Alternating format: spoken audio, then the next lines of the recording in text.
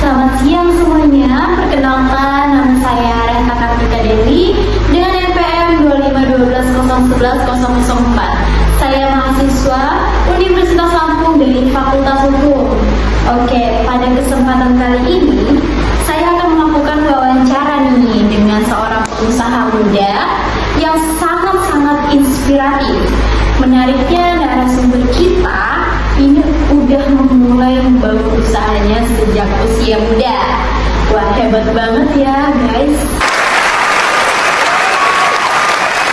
Kalian penasaran nggak sih kira-kira siapa sih sosok pengusaha muda yang akan kita wawancarai hari ini? Ternyata beliau juga merupakan mahasiswa Universitas Lampung dari Fakultas Ekonomi dan Bisnis. Nah, di usia yang masih muda, beliau sudah berani memulai usaha, menyusun strategis, menghadapi tantangan, dan terus berusaha mengembangkan bisnisnya.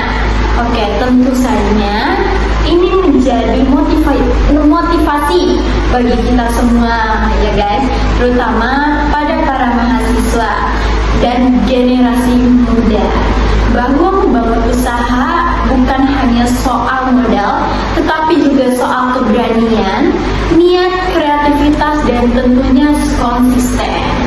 Baik, tanpa berlama-lama, saya akan menuju ke lokasi untuk mewawancarai narasumber kita.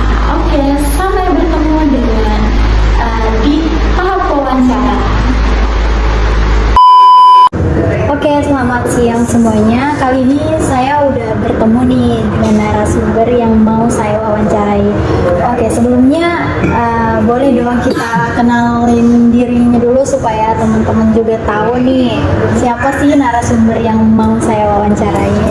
Oke, perkenalkan, nama saya Muhammad Hilmi Antartama. Saya Direktur Utama dari PT Grand Global Galas. PT Grand Global Galas itu kita bergerak di bidang ekspor. Wow, keren banget ya. Oke, langsung aja ya ke pertanyaannya. Di sini kan saya penasaran nih, gimana sih awal mula Kak Hilmi buat ngebangun usahanya? Kalau kita bilang awalnya ya, itu tahun 2019 lebih tepatnya. Itu lagi zamannya COVID ya, kita tahu COVID 2019. Dan emang ekonomi lagi lesu-lesunya pada saat itu. Ya, jadi goalsnya PT Grand Global Galas ini ingin membantu petani. Oh, petani. Agar petani itu bisa hidup dengan makmur. Terus jenisnya apa tuh petani jenis? Kopi. Oh, Kita kopi. bidang kopi, lada, cengkeh, Gitu. coklat. Oke, untuk tujuan usaha tersebut gimana tuh? Tujuannya kita ngidupin ekonomi dari hulu ke hilir.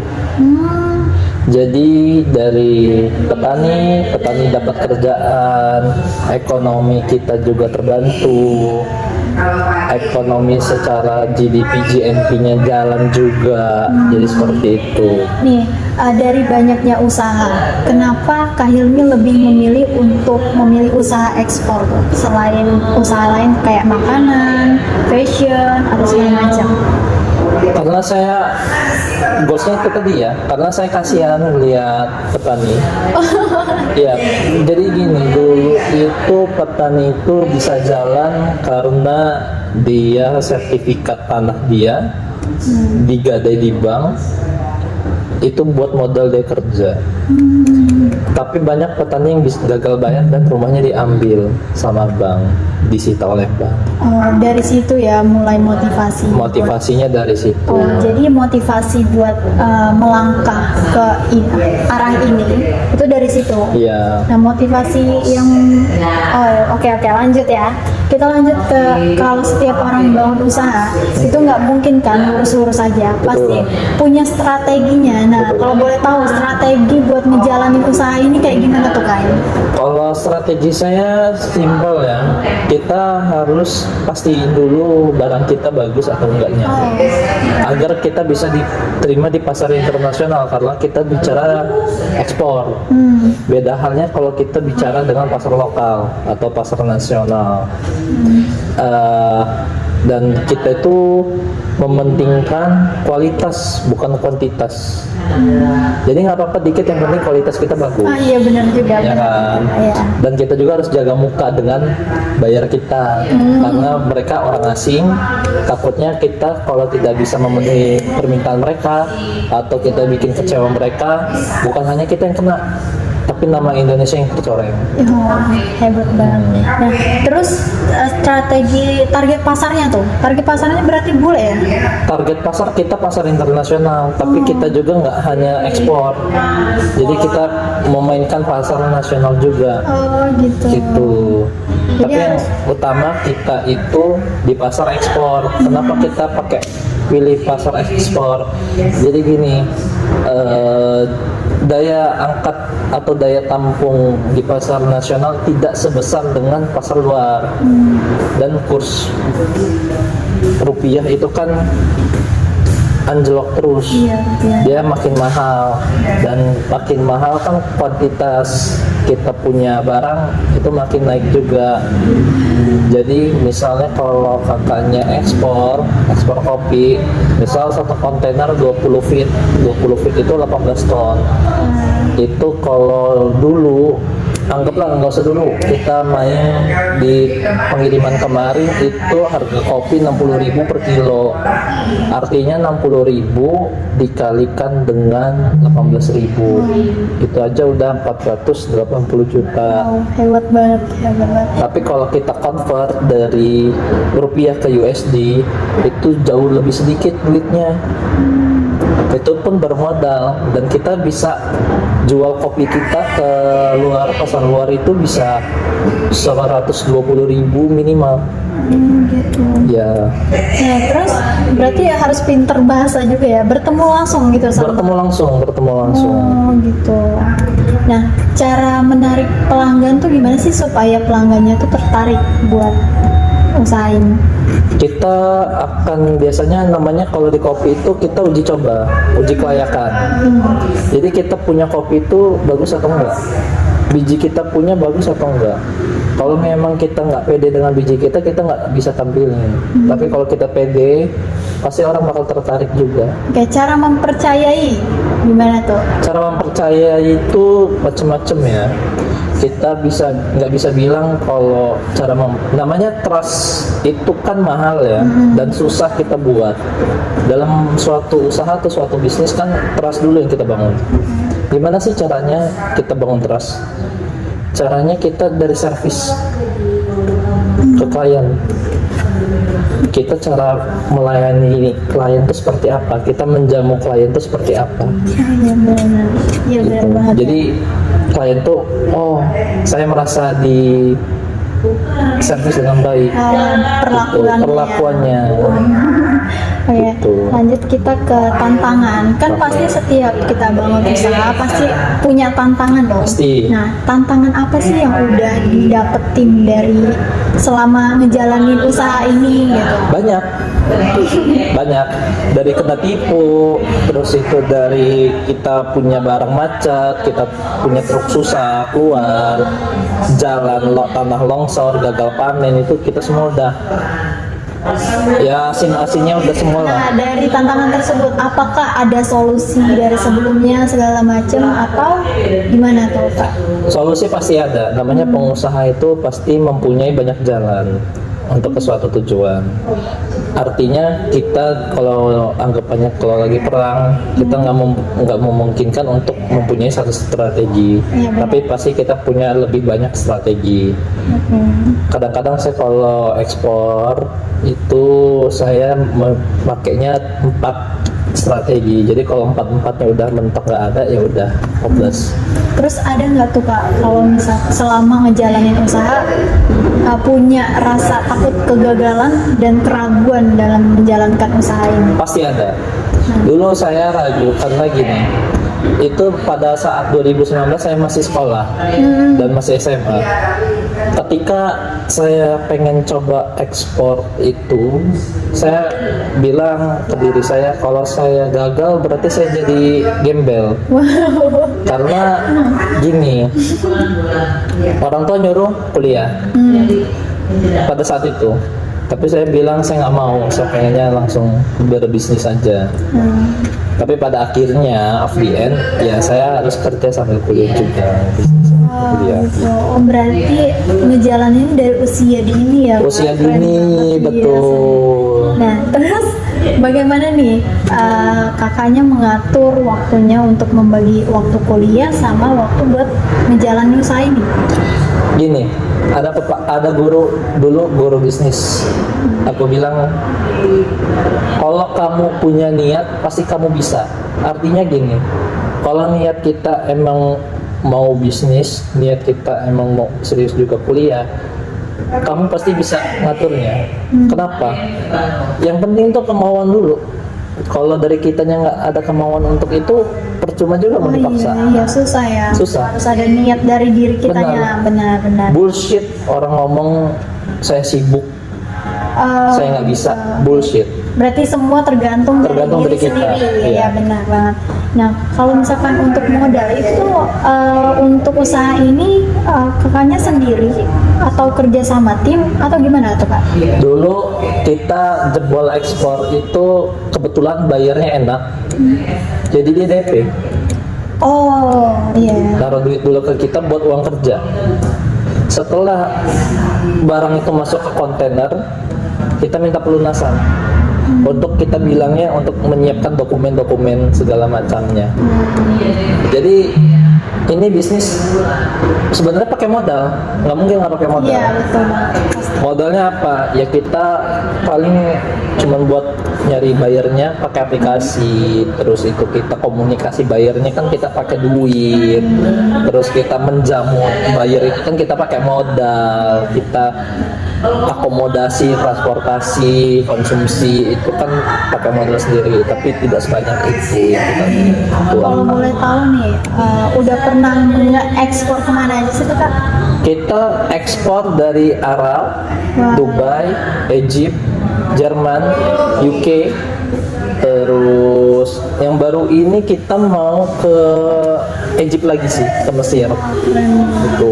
banget, keren banget.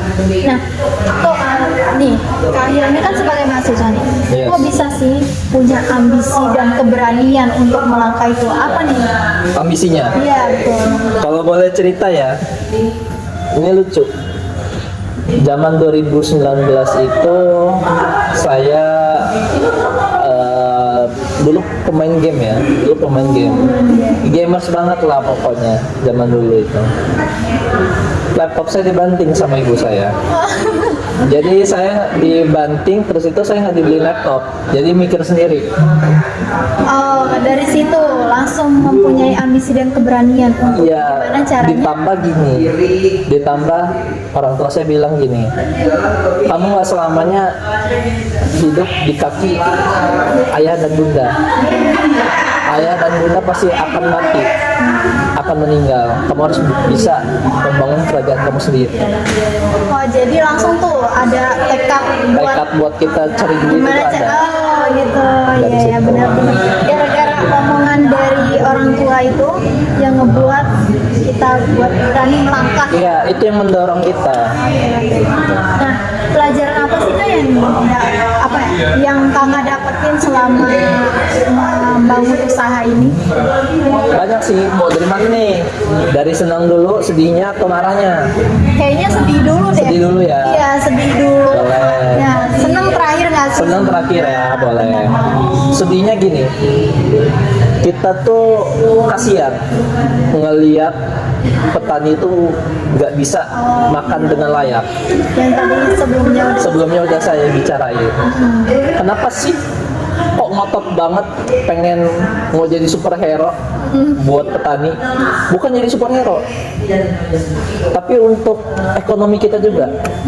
Saya menciptakan lapangan pekerjaan itu bukan sekedar untuk menciptakan lapangan pekerjaan saja, tetapi saya ingin, ayo, jadi petani itu nggak buruk-buruk amat loh. Iya, benar. Saya pengen ngubah orang yang jadi petani itu bukan kerjaan rendah.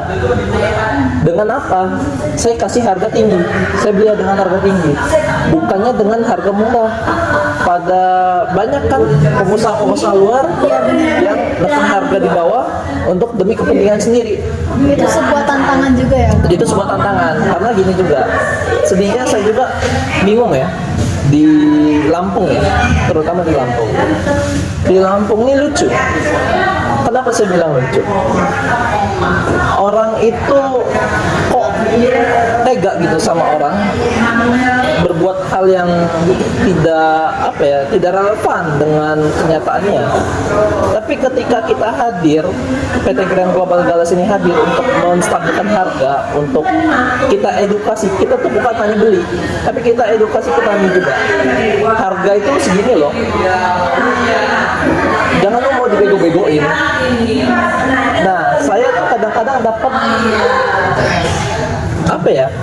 dapat senggol-senggolan dari mafia ya. Kalau kita ngomong sekarang ini mafia, banyak orang yang tidak suka apa yang saya lakukan. Ya benar, itu adalah tantangan terbesar Itu sebagai tantangan pengusaha ya. sebagai pengusaha itu, tapi kita harus tegap. Kenapa tegap? Karena gini, kita sudah tahu lah banyak korupsi di negara kita ini. Jangan sampai bertambah. Gimana caranya kita buat menstop kebiasaan korupsi ini?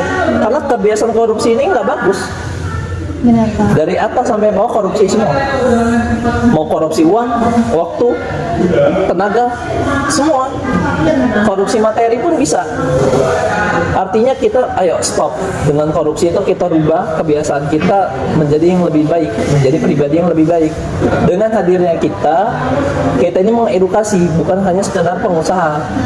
Tapi ayo kita rangkul, kita belajar, saya yang pasarin, kalian yang bertani, kalian produksi. Gitu. Jadi saya ini hanya sebagai jembatan. Tapi yang untung siapa? Petani. Saya untung, munafik saya bilang nggak untung.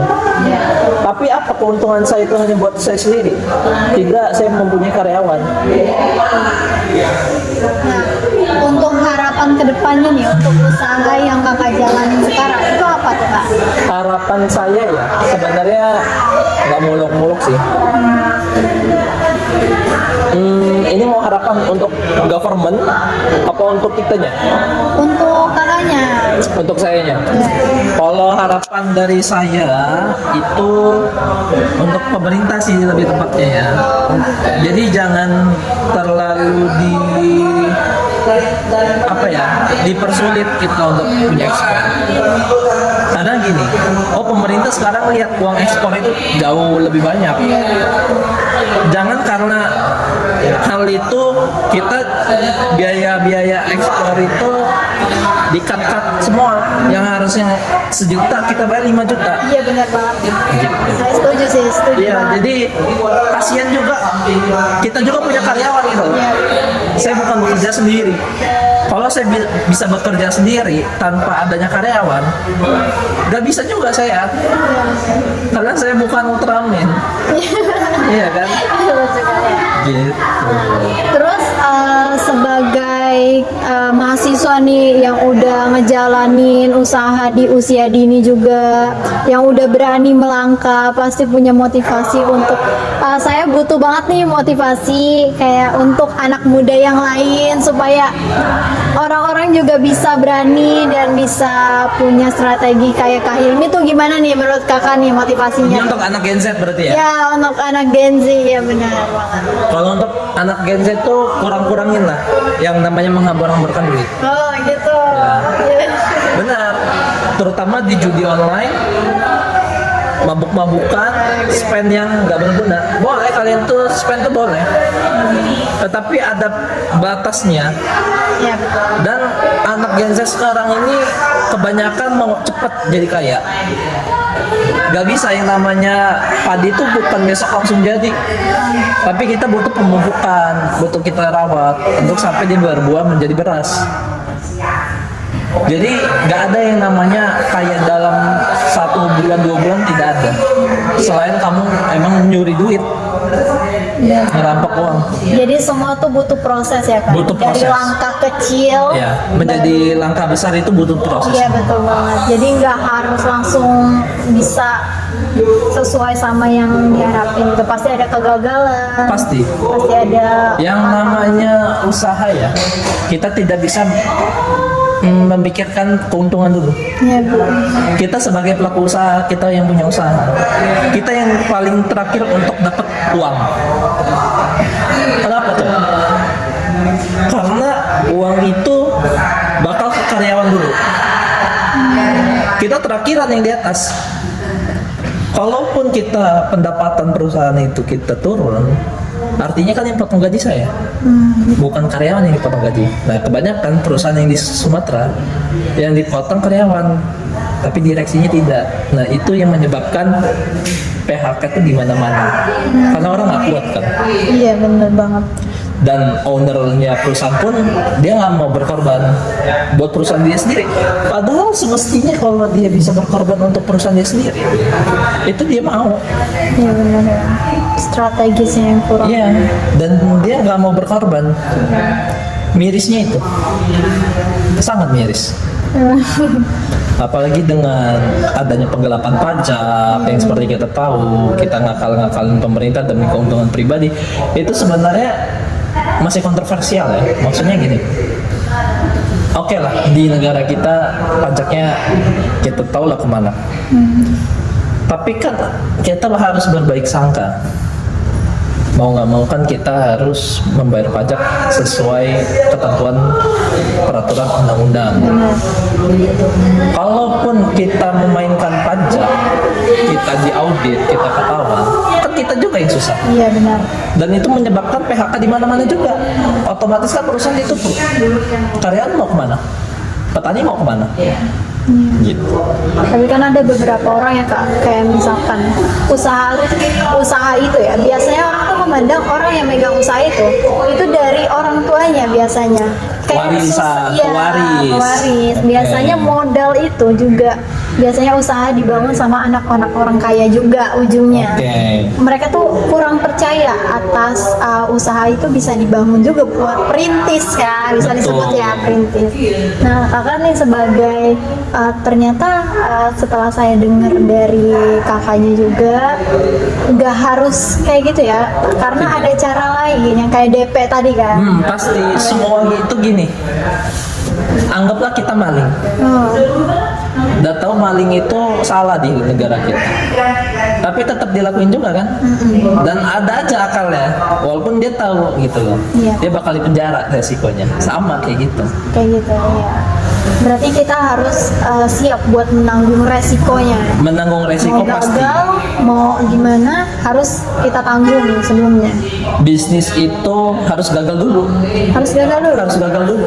Itu strategisnya atau gimana Kak? Itu semua mindset harus begitu. Bisnis itu ngomongin rugi dulu. Tapi gimana kalau misalkan ada kegagalan tersebut malah bikin nyerah? Balik lagi, berarti dia belum siap untuk terjun ke bidang usaha. Jadi kalau misalkan kita mau melangkah ke bagian usaha atau menjalankan usaha itu harus memiliki tekad yang besar ya? Pasti, tekad, terus itu kredibilitas kita sebagai pengusaha, terus itu cara kita berpikir, terus itu kita mampu menyusun strategi secara dadakan, itu wajib juga loh kayak gitu bisa. Iya, hebat banget sih. Gitu. Oke, kayaknya pertanyaannya udah cukup ya, itu aja.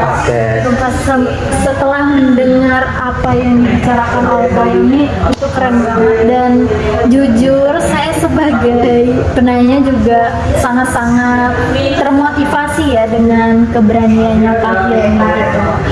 Oke, terima kasih ya Kak. Sama-sama. Sudah berbagi ceritanya, Iya, makasih juga pengalamannya, ya. strateginya juga, dan motivasinya buat membangun usaha. Karena dengan harapannya podcast ini atau wawancara ini diambil, saya pengennya kedepannya anak-anak muda justru yang kreatif, yang untuk mengisi ekonomi kita, yang mengisi pasar internasional kita, anak muda justru. Kenapa? Bukannya saya meng-underestimate orang tua ya. Orang tua itu zamannya sudah berbeda dengan zaman kita.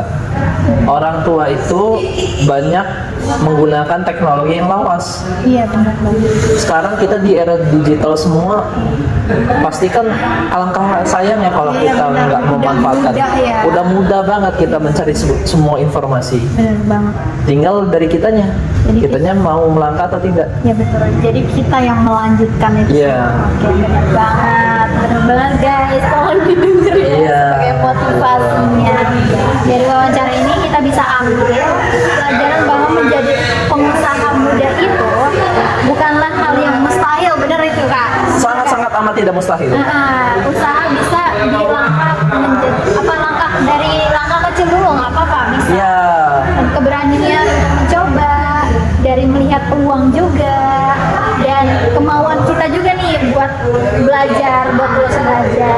Jadi pengusaha itu banyak-banyak observasi, Ya, banyak-banyak melihat sekitar, banyak-banyak kita bicara dengan orang, banyak-banyak kita berinteraksi, kenal sama orang. Dari kita kenal itu kita nggak tahu dia ke depannya dia jadi apa. benar banget. Jadi itu yang saya tekanin sama karyawan-karyawan saya. Jadi ekstrovert lah. Se-ekstrovert-ekstrovertnya orang itu pasti bakal berguna untuk dia juga gitu loh. Untuk kebaikan pribadi dia juga.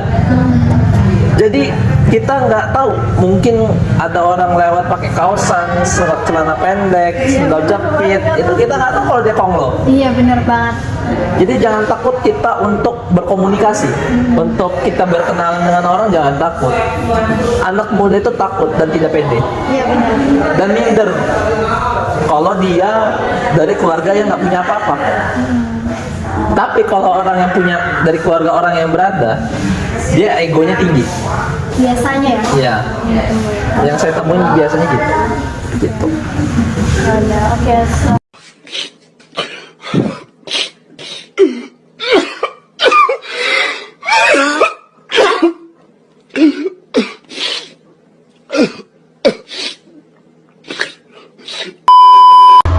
Oke guys, dari wawancara yang kemarin kita banyak dapat pelajaran ya tentunya.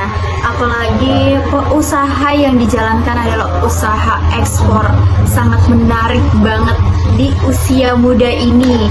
Nah, dari wawancara kemarin juga kita bisa mengambil pelajaran bahwa pengusaha muda bukan hal yang mustahil. Usaha bisa dari mulai langkah kecil, dari keberanian kita untuk mencoba, dari melihat peluang sekitar kita, dan kemauan dari diri kita sendiri untuk belajar. Kita juga belajar bahwa membangun usaha pasti memiliki tantangan tentunya ya guys. Mulai dari modal, pemasaran, membagi waktu, sampai rasa kita takut gagal.